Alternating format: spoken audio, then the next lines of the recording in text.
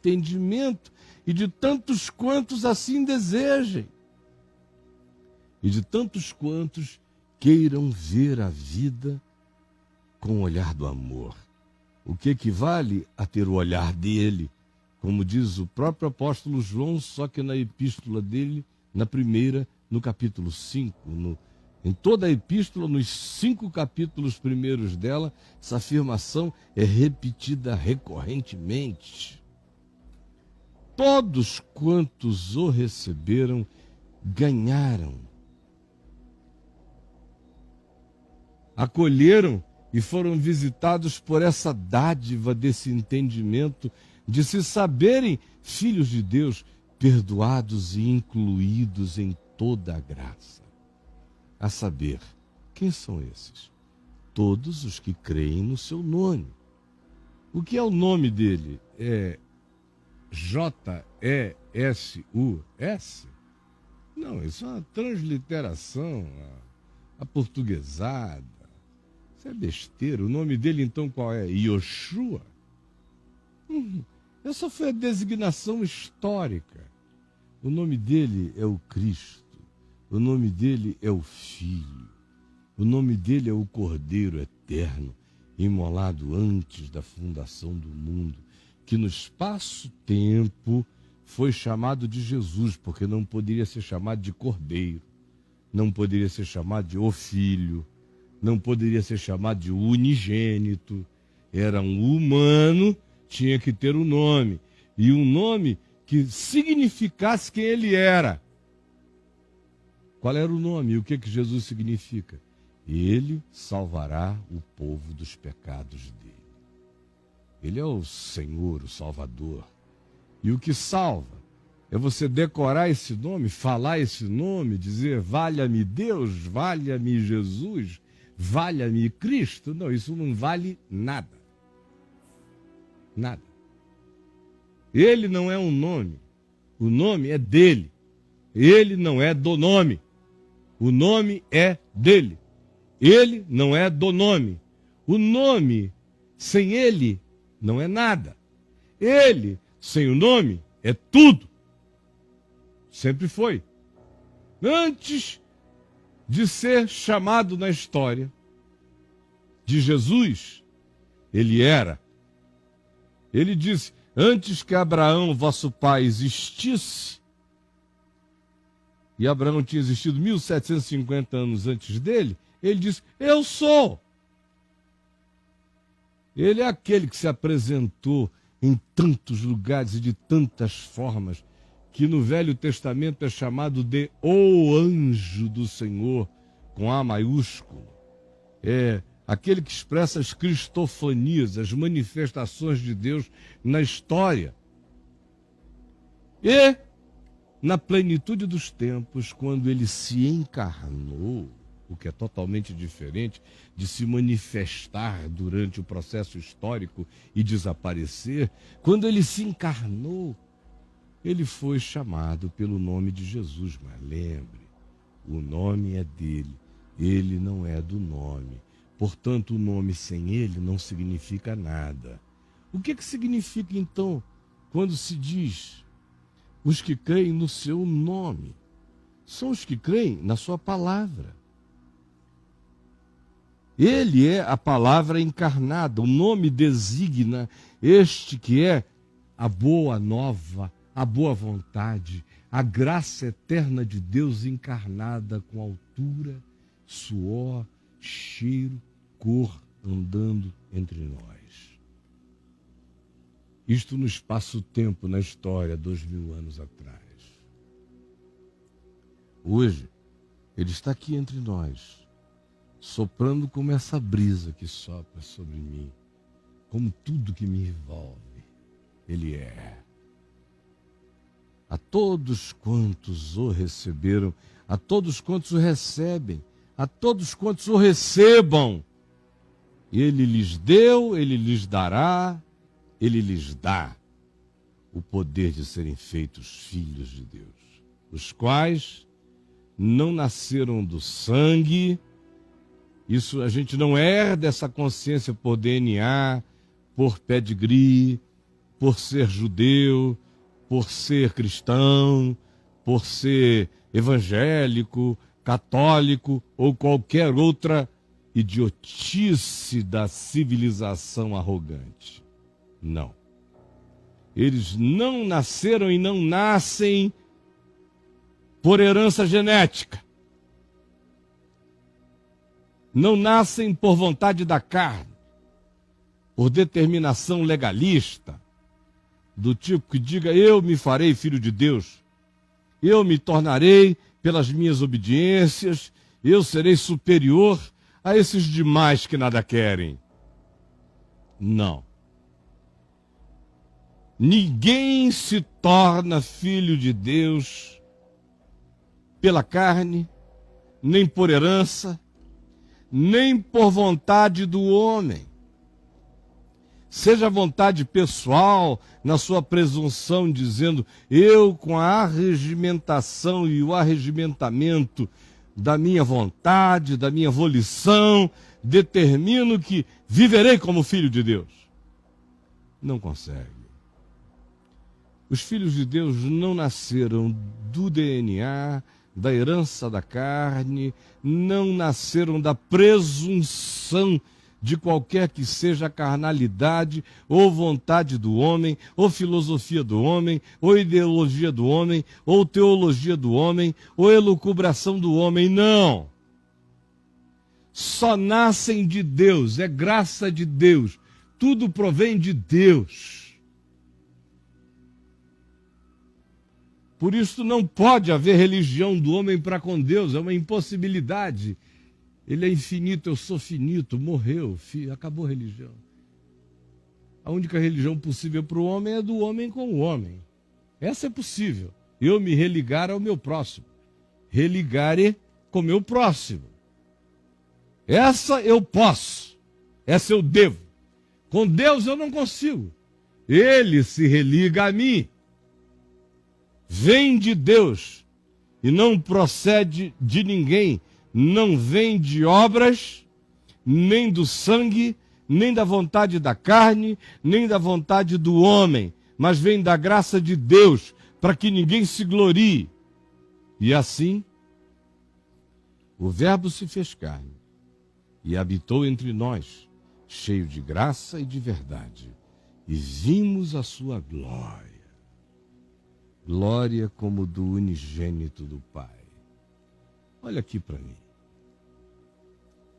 Esta foi a leitura explicada.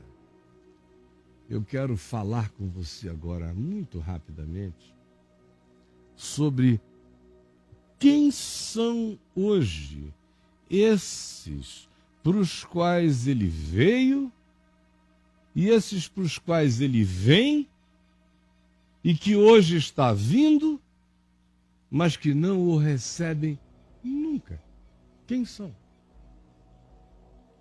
Eu cresci como menino no ambiente protestante e depois que eu me afastei desse ambiente, a primeira vez na adolescência e na juventude, até que eu me convertesse ao Evangelho e voltasse e fizesse um esforço imenso para tentar caber, para tentar me aculturar àquela coisa que me parecia tão pequena, tão medíocre, tão abonsaizada, tão diminuta, tão podada, um esforço imenso.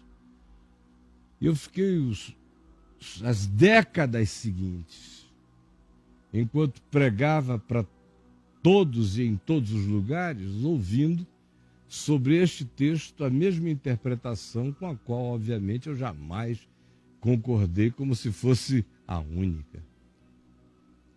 O que eu ouvia? E o que você ouve?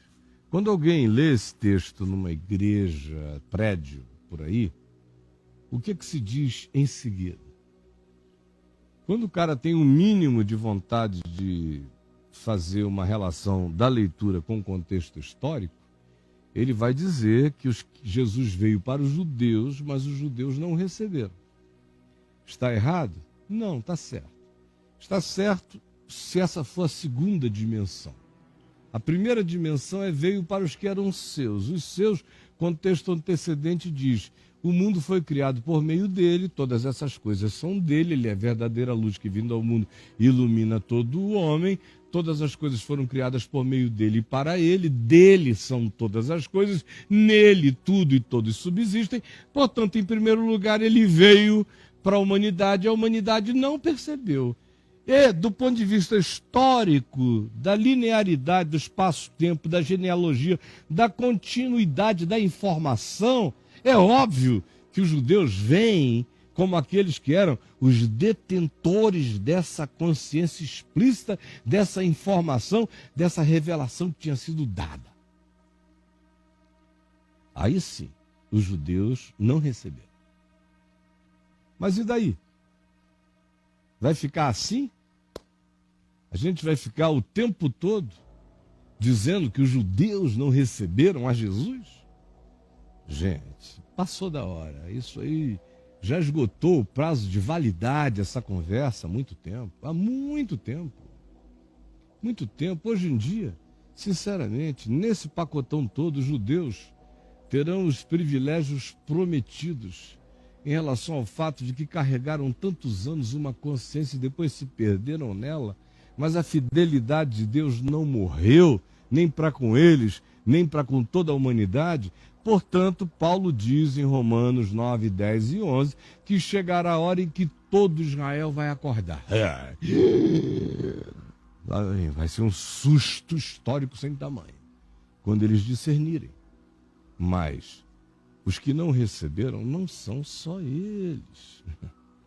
É a humanidade toda. E hoje, apenas usando essa informação, que se gosta tanto de usar, de dizer que foram judeus que não receberam, eu quero apenas dizer para você o seguinte: em cada nova geração, novos judeus se reatualizam na humanidade. Preste atenção. Em cada nova geração, novos judeus se reatualizam na humanidade, e eles não são judeus, filhos de Abraão, nem da terra de Israel. Não. São judeus americanos, judeus brasileiros, judeus dinamarqueses, ingleses, judeus do mundo inteiro, judeus de todo lugar. E quem são esses novos judeus? Quem são esses para quem a revelação é dada com explicitude? A escritura com o registro do informe da revelação é carregada nas mãos. E que, todavia, semelhantemente aos judeus do primeiro século, quando do Jesus histórico, rejeitam isto, rejeitam hoje o Cristo eterno. Rejeitam não o Jesus histórico andando entre nós, rejeitam o evangelho histórico presente entre nós. Rejeitam a palavra explícita. O evangelho ensinado, vivido, encarnado e praticado por Jesus. Rejeitam. E quem são esses que rejeitam? Ora, hoje à noite, espalhado pelo mundo e no Brasil, neste mesmo fuso horário, em quase todas as igrejas onde haja algum pregador anunciando o evangelho e convidando pessoas a levantarem a mão e aceitarem Jesus como seu Senhor e Salvador, e que estejam porventura usando este texto ou citando este texto, sabe o que eles estão dizendo? Qual é a aplicação? Aqueles para os quais ele veio e que não receberam são os que ainda não são membros da igreja. Porque os membros da igreja são os que o receberam. Os que não levantaram a mão e não aceitarem um apelo em algum lugar ainda não receberam. São duros de coração, duros de coração. Não é verdade? Palhaçada. Engano desgraçado que tem feito os cristãos não perceberem que eles se transformaram nos grandes judeus da humanidade faz milênios, milênios e milênios, quase, séculos e séculos, em que os judeus perderam esse direito de primogenitura. E esse direito de primogenitura foi passado a um povo. É o que está dito aqui nas parábolas de Jesus. Isto será tirado destes lavradores maus, este contrato, e será passado a um povo que lhe remeta os frutos no devido tempo. Que povo é este? É um povo entre os povos. É um povo eu, é um povo você, é o povo nós. É o povo que diz eu creio, é o povo que diz Jesus é o Senhor. É o povo que discute teologia sobre Jesus e o Novo Testamento. É o povo que grita e diz em nome de Jesus. Até para expulsar mosquito. É um povo que baba o nome de Jesus. Que fica rico em nome de Jesus. Que arrecada dinheiro em nome de Jesus. Que se tornam poderosos na terra. Que querem ser presidentes da República em nome de Jesus, senadores em nome de Jesus, deputados em nome de Jesus, eminências pardas em nome de Jesus. Esse é o povo para o qual ele tem vindo e que não o tem recebido. É este povo. Aí você diz, mas nós não o temos recebido? Ô Caio, a gente saiu de casa, a gente veio aqui ao Teatro Dulcina, estamos sentados aqui ouvindo você, porque nós o recebemos. Isso eu digo aos que me assistem lá no telãozão do Teatro Dulcina, aqui em Brasília. E a todos quantos me assistem em lugares de culto, que saíram e foram até um lugar me ouvir. Tanto quanto digo a você que está em casa ou em qualquer outro lugar da terra e que diz, mas eu sou cristão, eu recebi. Eu pergunto, você recebeu mesmo? Ou você é só uma porca lavada pela água do batismo? Ou você é só um cão que recebeu pompõezinhos, ficou assim, cãozinho de madame da religião? O senhor recebeu? O que mudou? Mudou só o seu comportamento? Antes você enchia a cara, agora você não enche mais. Você fumava cigarro, agora você não fuma mais. Você dançava, agora você virou esse caretão que não tem mais molejo. O que mudou? Foi só essa palhaçada? A todos quantos o receberam, ele deu-lhes o poder de serem feitos filhos de Deus. E esses nasceram do Espírito, não da carne. Nasceram por uma operação interior. São filhos de Deus porque pensam como filhos de Deus.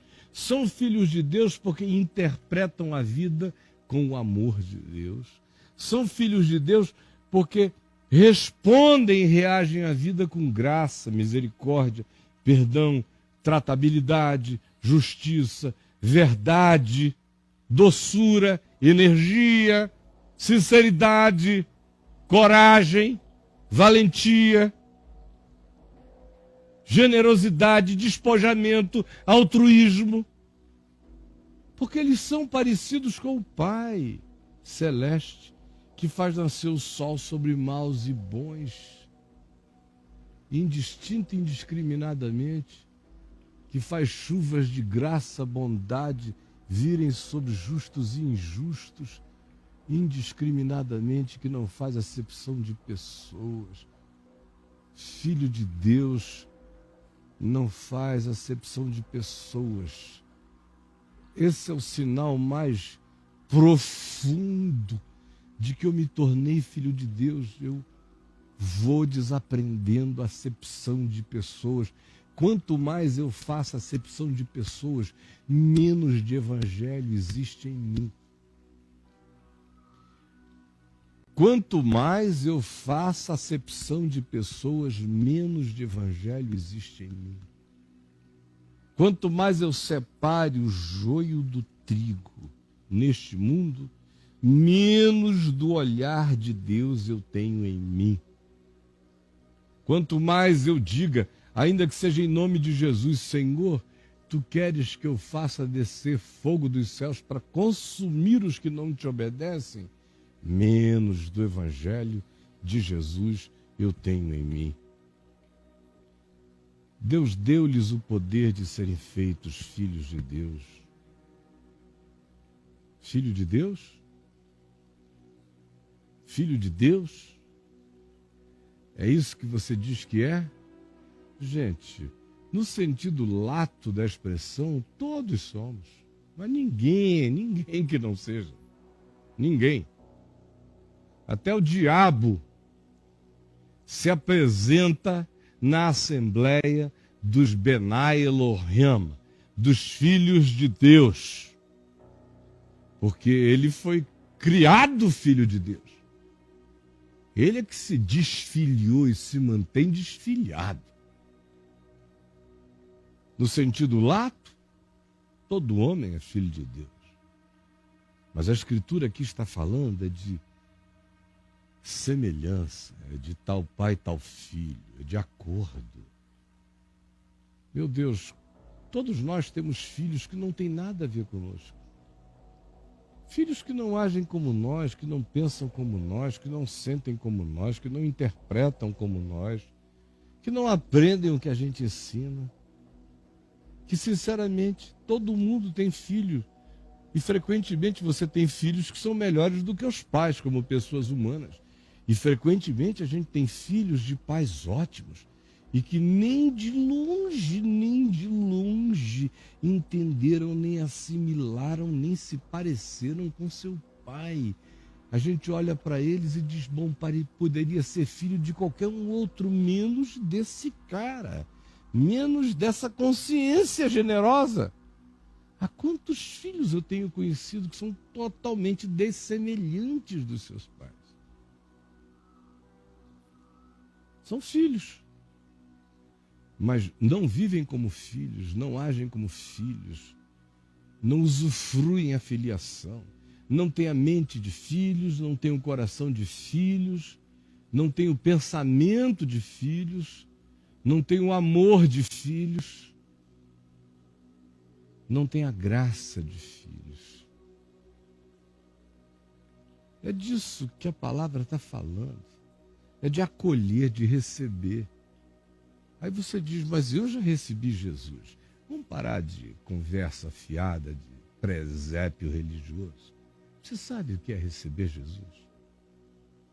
Receber de Jesus é dizer, de hoje em diante, eu viverei, pensarei, buscarei viver em todas as minhas relações humanas, nas minhas interpretações da vida, nos meus códigos de valores e de significados, nas minhas apreciações, nas minhas interpretações, naquilo que eu diga que faz sentido ou não faz sentido, buscarei fazer, viver, olhar, interpretar, sentir, todas essas coisas a partir de Jesus. Aí você diz, mas como a partir de Jesus?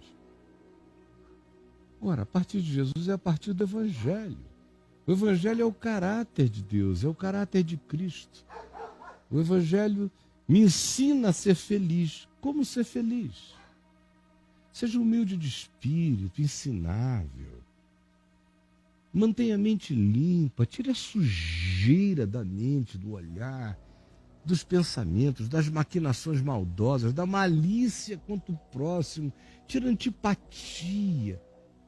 Vença a maldade interior e aprende, seja humilde de espírito, seja manso. Não saia atropelando os outros. Se contenha, aprenda a se conter, a refletir, a escolher o que é válido e não é. Qual é o bom combate? Não é o bom combate. Os mansos herdam a terra, Porque todo mundo morre brigando as guerras da idiotice e eles se salvam pelo bom senso, recolhendo-se da barbárie e da maluquice. No fim, eles herdam tudo mesmo. Jesus ensinou o que é ser feliz. Jesus ensinou qual é a minha atitude para com o inimigo, como é que eu trato o inimigo. Está lá em Mateus 5. Como é que eu devo olhar para o próximo, mesmo o próximo idiota, o próximo burro, o próximo que não gosta de mim, o próximo que não me ofendeu, que me ofendeu, o próximo que me deve, o próximo que não tem como me pagar jamais,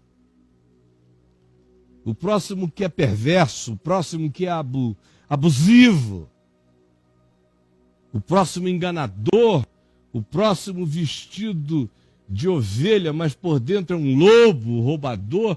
Ele me ensinou a lidar com isso tudo. Isso é acolher Jesus. Isso é aceitar Jesus. Porque você diz que recebeu Jesus, mas fica sendo pastoreado por um lobo vestido de ovelha, que faz tudo que o Evangelho diz que não é Evangelho, e você fica lá, desculpe, você não recebeu Jesus, não entendeu nada, não é nada. Isso é um presépio de uma farsa. É decoração, é bicho empalhado de uma grande farsa. Só isso. Os que o receberam, o apóstolo Paulo diz, são os que andam nele. Assim como vós recebestes a Cristo, assim também andai nele. Assim como recebestes a Cristo, assim andai nele. De modo que filho de Deus sem evangelho, desculpa, é filho de outra coisa. Filho de Deus que diz que tem o evangelho e ao mesmo tempo abomina o amor.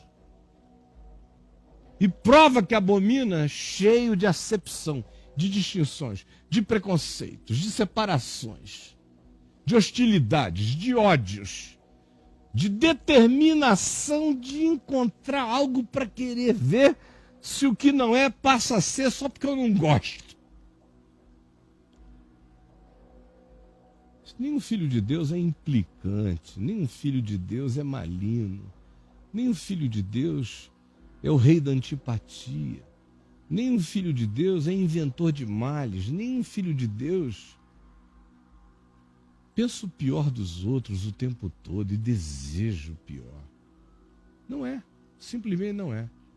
Você pode ser pastor, cardeal, bispo, a mulher do pastor, seja você quem for, cara. Você não é. Você não recebeu. Você é uma porca lavada pelo batismo de imersão, de aspersão, com fitinha vermelha. Você é um pet da religião. Não entendeu ainda? Mas não é filho de Deus, no sentido em que o Evangelho nos chama a sermos. Filhos discípulos. Filhos que vão e servem ao Pai. Filhos que servem ao Pai, servindo ao próximo. Filhos que dizem amém, não para um discurso acerca de Jesus, dizem amém a Jesus, a palavra dele, ao ensino dele, ao modo dele dizer, viva assim e você será meu discípulo. Porque aquele que me ama, guarda os meus mandamentos. Os meus discípulos, ele disse, são aqueles que guardam a minha palavra. Gente, se vocês quiserem continuar no engano, continuem. Se quiserem continuar na sacanagem, continuem. Mas chegou a hora de a espada passar na consciência de todo mundo. Não dá mais para brincar de você. Não dá mais para brincar de nós. Não dá mais para brincar de filho de Deus. E por último, guarde isto.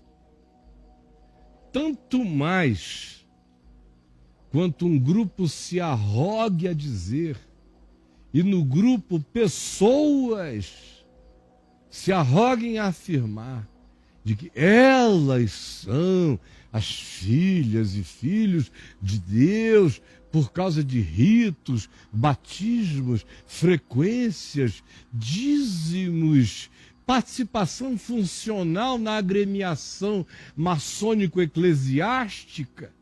Quanto mais essa arrogância baixa, quanto mais essa possessão incorpora o cara e o grupo, assim como aconteceu com os judeus dos dias de Jesus, mais se corre o risco de se ouvir Jesus dizer não que o indivíduo é filho de Deus, mas como ele diz em João 8, você já leu lá?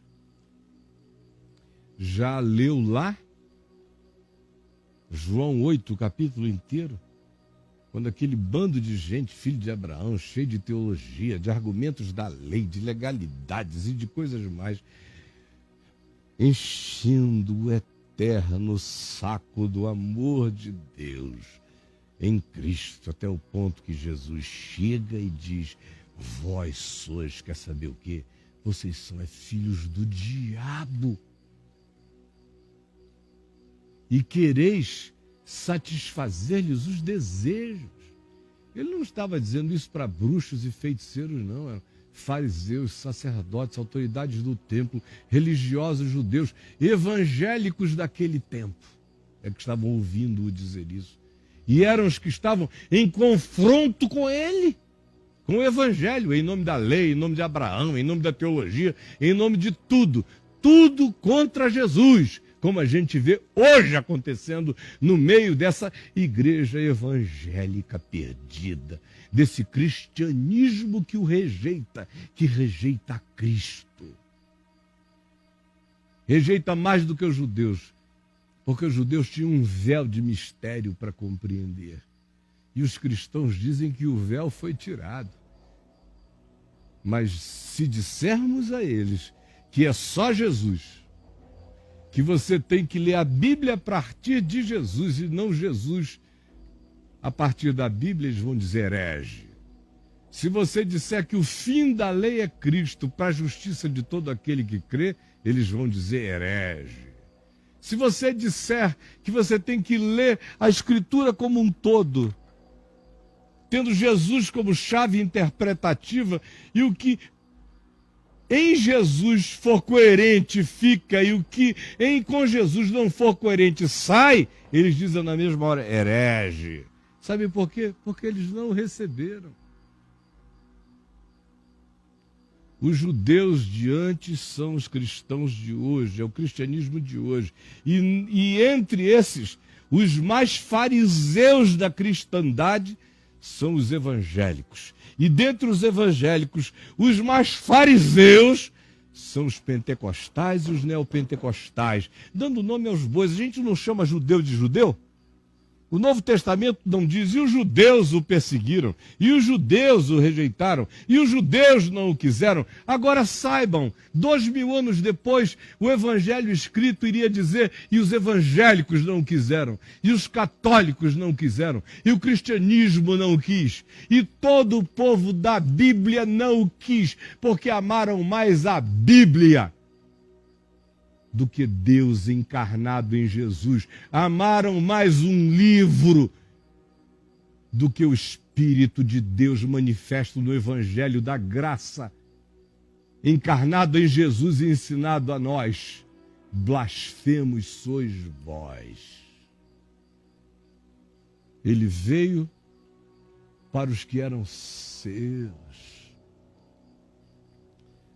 Eu sonhei muito quando eu me converti aos 18 anos de idade, que eu viveria para ver uma geração de cristãos no Brasil e no mundo, que pelo menos por uma geração, por um período de 40, 50 anos, iriam explodir dando um testemunho de acolhimento do Evangelho como um todo, um Evangelho inteiro, Evangelho integral, Evangelho não em pedaços, em secções, mas o Evangelho, com todas as suas implicações. Ao contrário, existem alguns entre nós que são assim. Alguns. Infelizmente não são muitos. Num universo no Brasil de milhões de evangélicos, por exemplo, tem alguns poucos milhares que são assim. Poucos com essa consciência, mesmo plantada neles. Em segundo lugar, você vê um outro grupo que sabe, que entende, que saca, que discerne. Mas diz, não, eu vivo no meio dessa estrutura tão pesada, tão engessada, tão perversa, tão cheia de juízo, tão persecutória, que eu não vou correr o risco de dizer tudo que eu creio, nem assumir a vida livre de um filho de Deus segundo o Evangelho, porque senão vou ser muito perseguido. Aí eles ficam aí, são eternos Nicodemos, procurando Jesus de noite, se escamoteando. Falam em favor dele quando dá, mas meter a cara para apanhar mesmo até o fim não dá. São politicamente corretos demais. E tem um outro grupo de pessoas que amam, ouvem, por exemplo, a simplicidade do que eu estou dizendo aqui, amam. Mas eles dizem, olha, eu já estou velho demais para aceitar essa conversão. Mas assim mesmo eles vão em hospitais e ficam convidando pessoas para se converterem a Cristo na véspera da morte, mas só porque o cara está com 50 anos de idade, 60, e é membro de uma igrejona pedrada, ele diz que está velho demais para sofrer a transformação do Evangelho na vida dele, embora ele tenha compreendido. E eu digo, pobre de você. Tem aqueles também que entenderam e que já me disseram na cara, Caio, o que você prega é a verdade do Evangelho, mas não dá certo para levantar dinheiro. Não dá certo para fazer capital. A mensagem de Jesus é linda, é maravilhosa, mas ela não é prática para a gente receber, amealhar grana. A gente precisa ter dinheiro para a gente divulgar o Evangelho. Que Evangelho? Um Evangelho que precisa de dinheiro para ser divulgado já não é Evangelho. É claro que a gente, em todos os sentidos da vida, precisa de algum recurso para fazer as coisas que a gente faz porque vive nesse mundo. Mas não é o dinheiro que faz o Evangelho ir adiante. O Evangelho, eu preciso de recursos para fazer meios, mídias, divulgações, mas o Evangelho não precisa de nada disso. Quem precisa sou eu. Eles, todavia, disseram não, trocaram o Evangelho, o direito de primogenitura da palavra, pelo repasto da fome e da ganância, do poder político, do dinheiro, da arrogância, das grandezas imediatas, das possessões materiais, dos aparatos abomináveis, para o Deus que quer ser adorado em espírito e em verdade. E por último, há essa multidão de ignorantes, absolutamente ignorantes, que não sofreram alteração nenhuma, que eram pagãos então, estão mais pagãos hoje. Antes eles eram pelo menos pagãos duvidosos, hoje eles se transformaram em pagãos arrogantes, porque são evangélicos, e falaram oleandores, cântaros, labrastraias, qualquer loucura dessa. Não a língua original, mas as da carne mesmo. Aí saem arrogantes por aí, superiores aos homens, dizendo que são filhos de Deus e nunca o conheceram. Gente, infelizmente, a verdade é essa. Para ser honesto com o Evangelho, para contextualizá-lo nesse tempo, nesta hora, neste Brasil, eu tenho que dizer que os judeus desta hora, em relação ao Evangelho, não são os espíritas kardecistas, nem qualquer um outro. Mais do que todos e antes de todos, Os judeus são os que dizem que têm a maior convicção.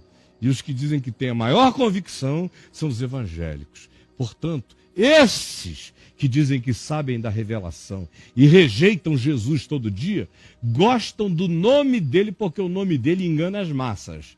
Mas o evangelho dele, eles odeiam o evangelho, porque não dá margem para exploração. Esses são os que não receberam. Eu pergunto, você é um desses? Você é um desses? Ou você é daqueles que está aí dizendo, não, graças a Deus, eu já saí disso tudo, Caio, ó, estou te assistindo aqui em casa. Cara, estou aqui até tomando um suquinho de laranja enquanto eu estou te vendo, estou na maior boa. Ah, depois que vem ver TV, tá tudo bem, eu assisto a ver TV. E daí?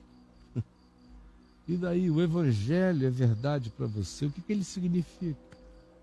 Ele muda o teu modo de comprar, de vender, de gastar dinheiro, de doar, de não doar, de tratar, de não... Como é? Ele muda alguma coisa, mudou teu olhar, mudou teu coração, mudou teu interpretar, você ficou mais dilatado, se desmediocrizou, ficou mais humano, se tornou mais generoso, mais gentil, mais acolhedor, mais sincero, mais verdadeiro,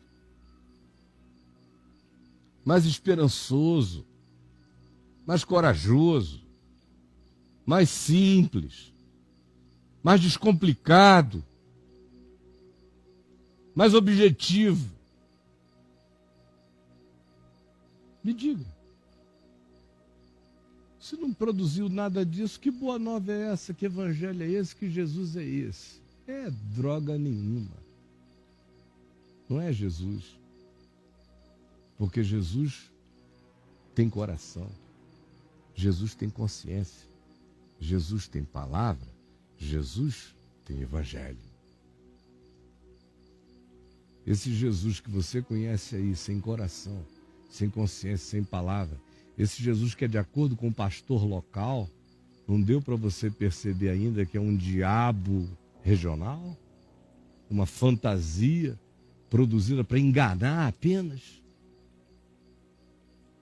Gente querida aqui da Estação do Caminho da Graça, no Teatro do Sino, eu estou terminando.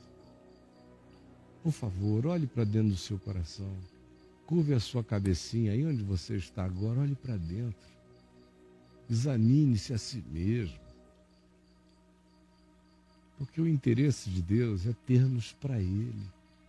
É que a gente seja filho dele, parecido. Herdeiros de tudo.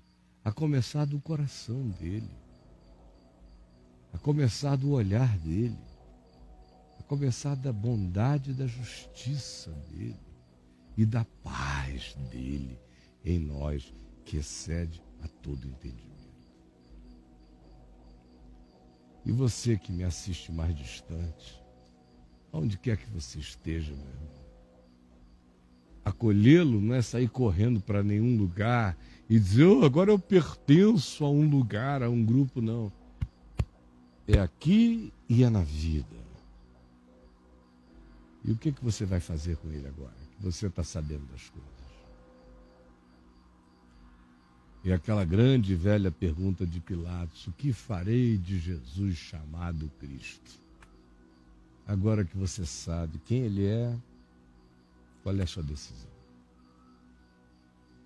Jesus, eu vim aqui dizer aquilo que eu digo desde 18 anos de idade, tu sabes, só que hoje com uma tristeza, e não é de hoje, já faz alguns anos que eu estou dizendo deste jeito, dizendo que os judeus de antes se tornaram essa igreja de agora, mais pedrada do que o judaísmo, tão arrogante quanto o judaísmo nos seus piores dias de arrogância, tão soberba que constrói para si templos de Salomão, quando tu disseste, essas pedras não ficarão pedras sobre pedra.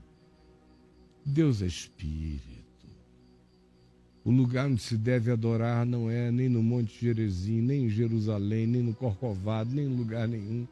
É só no coração, em espírito e em verdade. Este é o povo que está aqui morrendo de blasfêmia, pecando e chamando isso de cultos. Cultos são blasfêmias, as canções são blasfêmias, as pregações são blasfêmias, os rituais são blasfemos. Meu Deus, quanta blasfêmia sendo praticada em nome de Jesus. O cristianismo quase só blasfemou o tempo todo em nome de Jesus, nesses 1750 anos de apostolado constantiniano sobre a alma da igreja. Por favor, salva-nos desta mentira que nos possuiu a todos, que nos enganou a todos,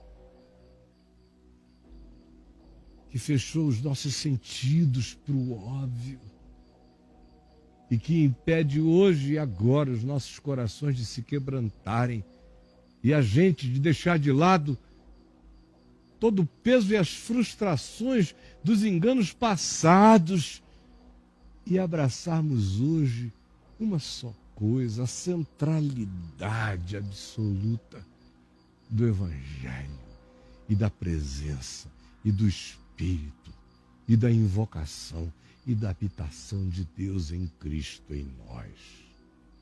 É o que eu te peço por mim, pela minha casa, pelos meus filhos, pelos meus irmãos, por todo ser humano espalhado pela face da terra, e especialmente por aqueles que estão ouvindo essa palavra, que mais simples do que é não poderia ser. Permite que os nossos sentidos se abram. É o que eu te rogo, em nome de Jesus. Gente querida, eu vou ficar por aqui. Eu espero que você aí na Estação do Caminho tenha participado com seu melhor coração. E quero avisar uma coisa. No domingo que vem, presta atenção, você aqui de Brasília, que frequenta o Teatro Dulcino. Preste bem atenção. Domingo que vem nós não teremos reunião aí no teatro. Ele está ocupado. Nós vamos ter na segunda-feira. Em vez de domingo, você vai voltar na segunda. E na segunda-feira haverá ceia do Senhor. Aí no Teatro Dulcino. Então no próximo domingo não. Sim, na próxima segunda. E eu espero que todo mundo esteja lá. E você que me vê aqui pela Vem Ver TV, que o Senhor nos abençoe e nos guarde.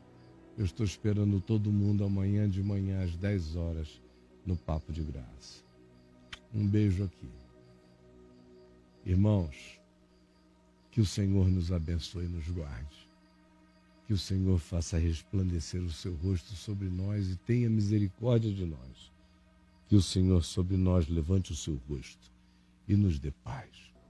Em nome de Jesus. Amém.